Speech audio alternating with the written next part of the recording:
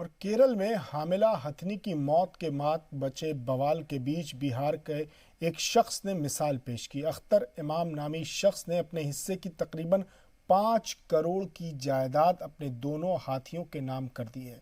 देखिए रिपोर्ट। अम्मा, मैं इंसानों को कभी नहीं देख पाऊंगा।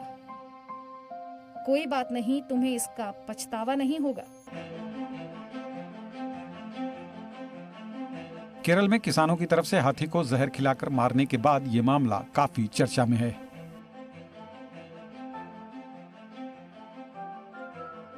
एक तरफ जहां इन हाथियों को जहर खिलाकर मारा जा रहा है, वहीं दूसरी तरफ एक शख्स ने अपनी पूरी जायदाद ही अपने हाथियों के नाम लिख दी है।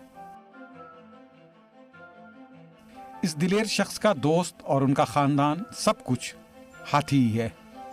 अख्तर इमाम एरावत तंजीम के सरपरस्त भी हैं, जिनकी पूरी जिंदगी इन्हीं की खिदमत में गुजर रही है। अपनी जायदाद को हाथियों के नाम करने के सवाल पर इमाम ने शानदार जवाब दिया।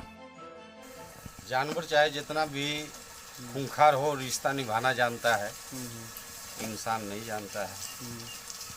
और हाथी भी मेरा फैमिली मेंबर है। मेरे बाप के समय से, मेरे बचपन से मैं हाथियों के लिए बचाने के लिए काम किया। तो इसका भी एक शेयर है, जो इसका भी आज हमारे बिहार में कितने हाथी, देश में कितने हाथी और हाथी लवारिस हो जाती है, कितने आज ऐसे हाथी हैं लवारिस, मैं बता सकता हूँ, रिपोर्ट दे सकता हूँ।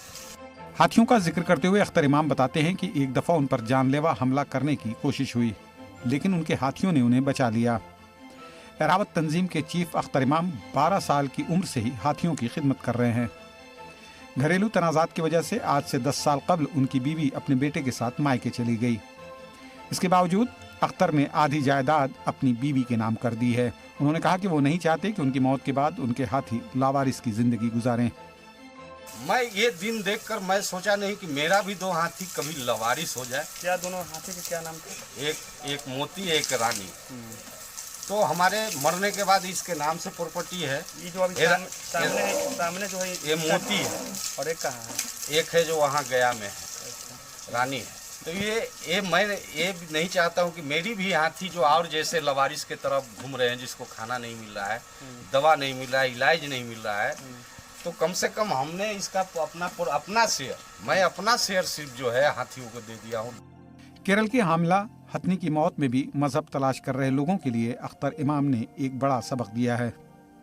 उनके हौसले और जानवरों के तई कुर्बानी की मुल्क भर में तारीफ हो रही है।